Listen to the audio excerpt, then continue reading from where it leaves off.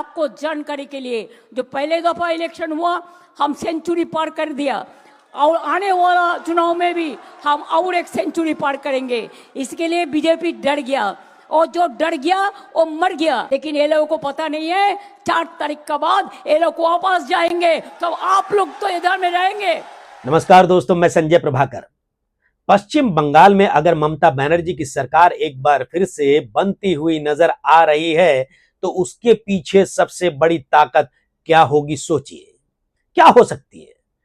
आप और हम में से ज्यादातर लोग ये सोच रहे होंगे इसके पीछे एम फैक्टर है, यानी कि मुसलमान समाज, मुस्लिम समुदाय वन साइडेड ममता बनर्जी को वोट कर रहा है, ये सोच रहे होंगे।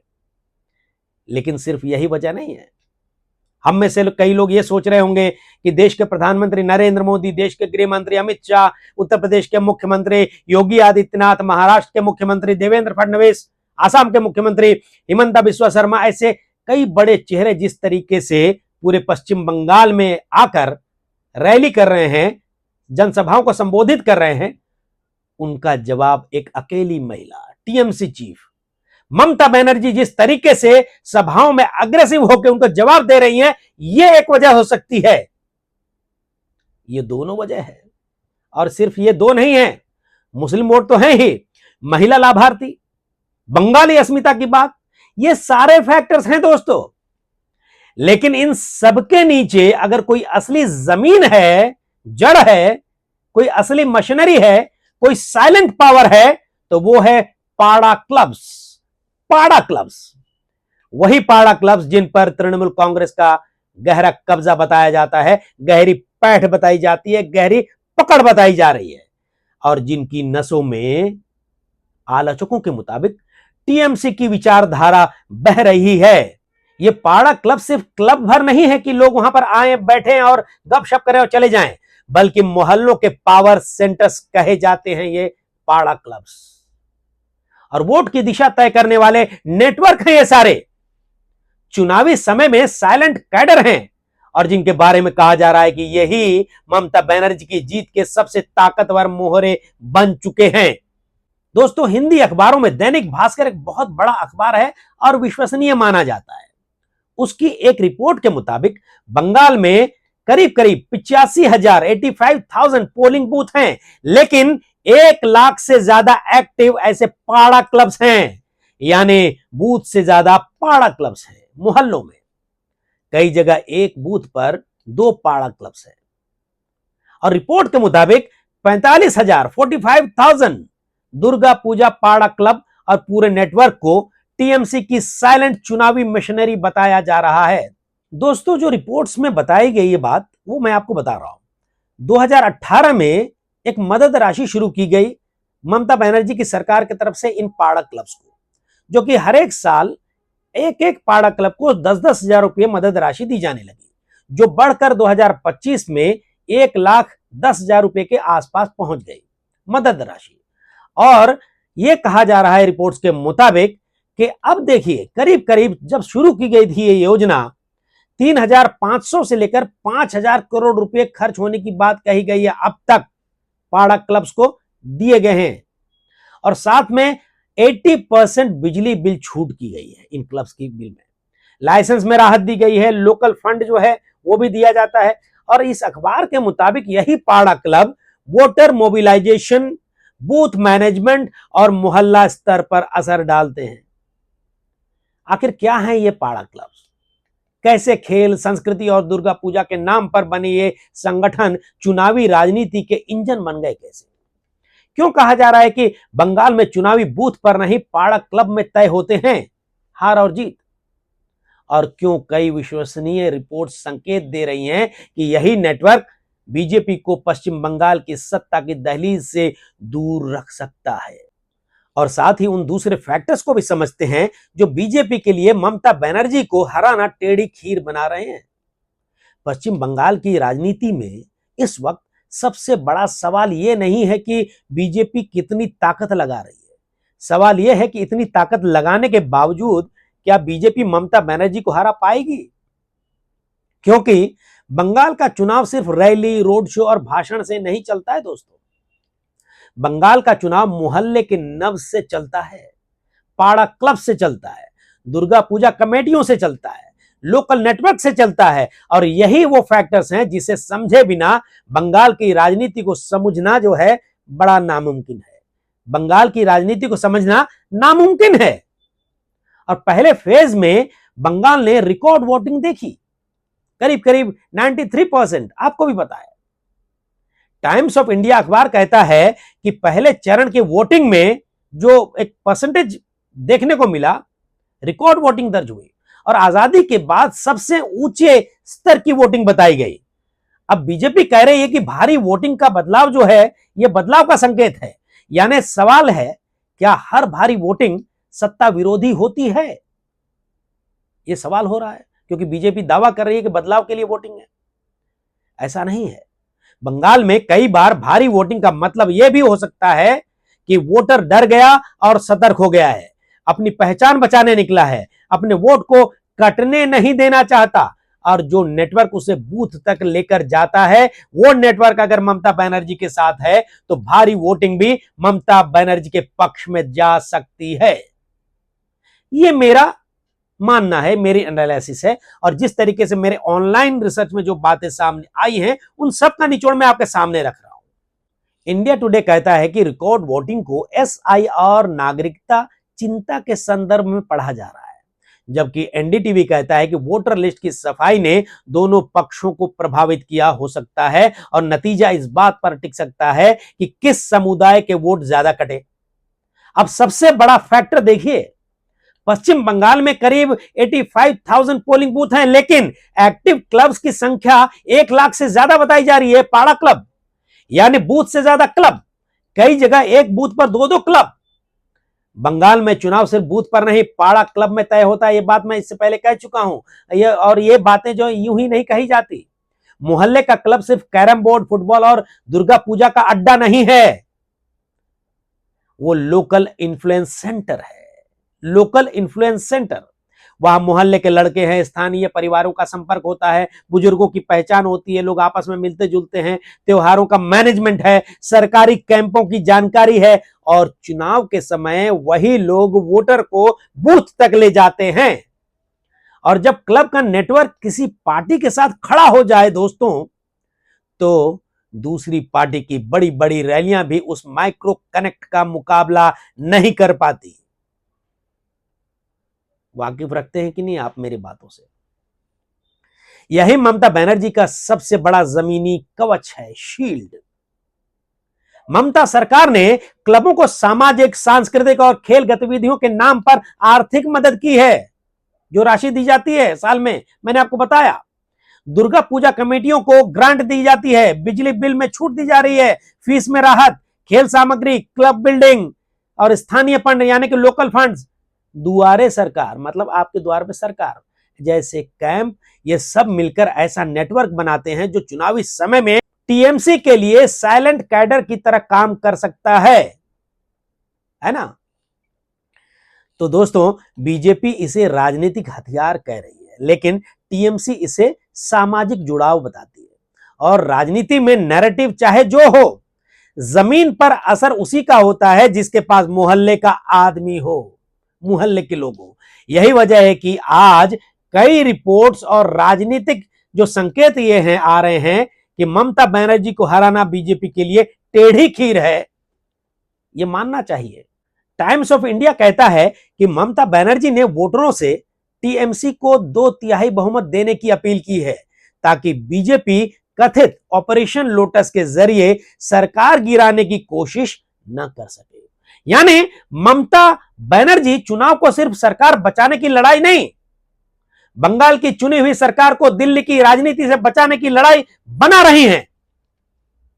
और यह नैरेटिव बंगाल में असर करता है, यह कहा जा रहा है, क्योंकि बंगाल की राजनीति में बाहरी दखल बर्दाश्त नहीं होगी, ये कह रहे हैं लोग। और दिल्ली बनाम बंगाल और पहचान की राजनीति हमेशा सेंसिटिव मुद्दे रहे हैं, संवेदनशील मुद्दे रहे हैं, मानेंगे ना आप? और दूसरा बड़ा फैक्टर क्या है? विपक्षी दलों का ममता के पीछे खड़ा होना, भले वो सीधे तौर पर सामने ना खड़े हो। और टाइम्स ऑफ इंडिया कहता है कि विजय, अरविंद केजरीवाल, हेमंत सोरेन और तेजस्वी यादव जैसे नेता ममता बनर्जी के पक्ष में प्रचार या समर्थन में सामने आए। तेजस्वी यादव ने इसे लोकतंत्र की लड़ाई बताया और चौथी बार ममता बनर्जी की वापसी की बात भी कही। इसका मतलब साफ है, बंगाल का चुनाव अब सिर्फ टीएमसी बनाम बीजेपी नहीं रह गया है, यह राष्ट्रीय विपक्ष बनाम बीजेपी का प्रतीक बनता जा रहा है दोस्तों। और बीजेपी चाहे जितना इसे ममता हटाओ बनाती है, ममता उतना इससे बंगाल बचाओ बना रही हैं, और यही उनकी राजनीतिक कला है। और तीसरा बड़ा फैक्टर देखिए दोस्तों, तीसरा बड़ा फैक्टर मुस्लिम वोट। हालांकि इससे पहले वाले वीडियो में मैंने कहा कि मुस्लिम वोट बहुत बड़ा एक फैक्टर है।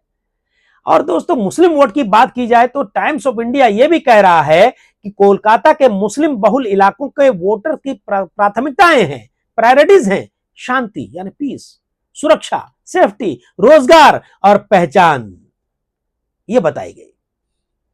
और रिपोर्ट में यह संकेत दिया गया है कि उन इलाकों में ममता बनर्जी के लिए मजबूत समर्थन दिख रहा है, जो कि 29 तारीख को 29 अप्रैल को जहां पर दूसरे चरण की वोटिंग होने जा रही है, वहां ममता बनर्जी का स्ट्रॉन्ग होल्ड है, जो पिछले चुनाव में भी हमने देखा है रिजल्ट्स। और बंगाल में मुस्लिम वोट करीब करीब निर्णायक भूमिका निभाता है, खासकर उन सीटों पर जहां मुस्लिम आबादी 25, 30, 40% से ऊपर है। अगर मुस्लिम वोट एक तरफा टीएमसी की तरफ चला गया और क्लब नेटवर्क ने हिंदू बंगाली मोहल्लों में भी टीएमसी की पकड़ अगर बनाई रखी, तो बीजेपी के लिए सीट निकालना बहुत मुश्किल हो जाएगा, सोचिएगा। और बीजेपी ध्रुवीकरण की कोशिश करेगी और कर रही है, आप देख रहे होंगे। लेकिन ममता बनर्जी का जवाब है शांति, सुरक्षा और बंगाली अस्मिता लेकर आ गई है वो मैदान में। और चौथा फैक्टर है दोस्तों, बीजेपी की पूरी मशीनरी लगने के बावजूद ममता बनर्जी का लड़ती हुई नेता, द फाइटर लेडी, ये वाला इमेज। टेलीग्राफ ये कह रहा है कि अमित शाह बंगाल में दिन रात कैंपेन कर रहे हैं, सुबह से देर रात तक सभाएं कर रहे हैं, रोड शो कर रहे हैं, और प्रधानमंत्री नरेंद्र मोदी आ रहे हैं और रणनीतिक बैठकें कर रहे हैं अमित शाह। लेकिन यही ममता के लिए उल्टा नैरेटिव भी बन सकता है। कैसे? ऐसे कि एक तरफ दिल्ली की पूरी सत्ता और दूसरी तरफ अकेली ममता बनर्जी। बंगाल में यह इमेज ममता बनर्जी को पहले भी फायदा दे चुकी है पिछले इलेक्शंस में। और जब बीजेपी पूरी ताकत से मैदान में उतरती है, तो ममता बनर्जी खुद को बंगाल की बेटी बोलती हैं। बंगाल की बेटी, निजेर में, बंगाल की अपनी बेटी बनाम दिल्ली की सत्ता के रूप में पेश कर रही है ममता बनर्जी। और यह बहुत बड़ा फैक्टर होगा 29 अप्रैल को जब वोट देने जाएंगे लोग, यह कहा जा रहा है। और यही जो है इमोशनल फ्रेमिंग, भावनात्मक फ्रेम, बंगाल के वोटर में काम कर सकता है दोस्तों। और पांचवा फैक्टर क्या है देखिए, बीजेपी का हमला और ममता बनर्जी का पलटवार। इंडिया टुडे के मुताबिक प्रधानमंत्री नरेंद्र मोदी ने नॉर्थ 24 परगना की रैली में टीएमसी पर मां माटी मानुष के नारे को छोड़ने का आरोप लगाया। और यह वीडियो आपने देखा भी होगा, जब भाषण दे रहे थे मैंने भी देखा। और यह कहा कि पहले चरण की वोटिंग ने टीएमसी का आत्मविश्वास हिला दिया। लेकिन यही हमला ममता बनर्जी के लिए मौका है। और ममता बनर्जी ने तो साफ साफ कह दिया है कि पहले चरण की वोटिंग में उन्होंने सेंचुरी मार लिया है। इस वीडियो की शुरुआत में मैंने आपको दिखाया है, देखिएगा। और वो कह सकती हैं, अगर टीएमसी इतनी कमजोर है तो दिल्ली की पूरी ताकत बंगाल में क्यों उतारी गई भाई? अगर ममता बनर्जी हार रही हैं तो हर दिन मोदी शाह बंगाल क्यों आ रहे हैं? लोगों के सामने ये पिक्चर रखी जा रही है टीएमसी की तरफ से। अगर जनता ने फैसला कर लिया है तो फिर इतना डर किस बात का? यह ममता बनर्जी कह रही हैं। बीजेपी बंगाल जीतना चाहती है, लेकिन बीजेपी के सामने सिर्फ टीएमसी नहीं है दोस्तों, उसके सामने ममता बनर्जी का 15 साल का नेटवर्क है। नेटवर्क, अदरक के पंजे जो हर तरफ फैले हुए हैं। और उसके सामने पाड़ा क्लब है, यही अदरक के पंजे हैं, पाड़ा क्लब। उसके सामने दुर्गा पूजा कमेटियां हैं, उसके सामने लक्ष्मी भंडार जैसी योजनाओं का की लाभार्थी महिलाएं हैं, उसके सामने अल्पसंख्यक वोटों का संभावित एक तरफा झुकाव बताया जा रहा है, उसके सामने बंगाली अस्मिता है, उसके सामने यह डर है कि अगर बीजेपी आए वहां की जनता के सामने तो राज्य की राजनीतिक सांस्कृतिक संरचना बदल सकती है, जो कि टीएमसी लगातार कह रही है अपनी जनता के सामने वोट लेने के लिए। और उसके सामने सबसे बड़ा सवाल है, क्या बंगाल बीजेपी को अपनी पार्टी मानता है या बाहरी दबाव के रूप में देख रहा है? समझ रहे हैं बात को? यही वो जगह है जहां ममता बनर्जी का मॉडल जो है वो काम करता हुआ नजर आ रहा है। और दोस्तों आप देख रहे होंगे कि बीजेपी बड़े मंच से बोलती है, बड़े मंचों से, और ममता बनर्जी मोहल्लों में जा रही हैं, मोहल्ले में उनकी आवाज सुनाई दे रही है। बीजेपी हेलीकॉप्टर से उतर रही है, ममता पाड़ा क्लब तक पहुंचती है, पाड़ा पाड़ा पहुंच रही है। हो सकता है कि बीजेपी के लोग भी जा रहे होंगे। और बीजेपी राष्ट्रवाद की बात कर रही है, ममता बनर्जी कह रही है बंगाली अस्मिता, इसको उन्होंने अपना ब्रह्मास्त्र बनाया हुआ है। और बीजेपी जो है भ्रष्टाचार, घुसपैठ, तुष्टीकरण और कानून व्यवस्था पर हमला कर रही है, और ममता जवाब में लाभार्थी योजनाएं, क्लब नेटवर्क, महिला वोट, अल्पसंख्यक सुरक्षा और दिल्ली विरोधी स्वाभिमान की राजनीति खड़ा करके दिखा रही हैं लोगों के सामने। और यही कारण है कि आज की ग्राउंड तस्वीर में ममता बनर्जी को हराना आसान बिल्कुल नहीं नजर आ रहा है दोस्तों, चाहे जिस तरीके से भी लोग कह रहे हो। और टेलीग्राफ अखबार इस बात को कह रहा है कि ममता बनर्जी की सबसे कठिन चुनावी लड़ाइयों में से एक जरूर है, और टीएमसी के भीतर चिंता भी जरूर है, लेकिन कठिन लड़ाई और हार दो अलग अलग बातें हैं, दो अलग अलग बातें हैं। ममता बनर्जी कठिन लड़ाइयों में ही सबसे ज्यादा आक्रामक देखी गई हैं और देखी जा रही हैं। 2021 याद कीजिए, 2021 में भी बीजेपी ने पूरी ताकत झोंक दी थी, लेकिन ममता बनर्जी ने चुनाव को बंगाल बनाम दिल्ली बना दिया था उस समय भी, और अभी भी बनाया हुआ है बंगाल की अस्मिता को लेकर। 2026 में भी वही फ्रेम खड़ा कर दिया है ममता बनर्जी ने एक बार फिर से। बांग्लार निजेर में बंगाल की अपनी बेटी बनाम दिल्ली की सत्ता, और इस बार क्लब नेटवर्क, पाड़ा क्लब, ये जो पाड़ा क्लब का नेटवर्क है ना, भारी वोटिंग, मुस्लिम समर्थन, महिला लाभार्थी वोट और विपक्षी दलों का समर्थन मिलकर बीजेपी के लिए लड़ाई को और ज्यादा पेचीदा बना रहे हैं। दोस्तों आप मानते हैं या नहीं, जरूर लिखिएगा कमेंट बॉक्स में। इसलिए आज का जो निचोड़ है इस वीडियो का, मेरे एनालिसिस का, कि बंगाल में बीजेपी की रैलियां बड़ी हो रही हैं और देखी जा सकती है तस्वीरें, और देश के प्रधानमंत्री नरेंद्र मोदी और गृह मंत्री अमित शाह की सभाएं भारी हो सकती हैं, हजारों लोग देखे जा रहे होंगे, मीडिया नैरेटिव तेज हो सकता है, मीडिया नैरेटिव। लेकिन बंगाल का चुनाव माइक्रो मैनेजमेंट तय होगा, माइक्रो मैनेजमेंट से तय होगा, यह तो हम सबको मानना पड़ेगा। और माइक्रो मैनेजमेंट में टीएमसी अभी भी बेहद मजबूत दिखाई दे रही है, ऐसे रिपोर्ट्स आ रहे हैं। 1 लाख से ज्यादा क्लब, 85,000 बूथ के सामने सोचिए, हर मोहल्ले में लोकल चेहरा, हर परिवार तक पहुंच, हर त्योहार में उपस्थिति।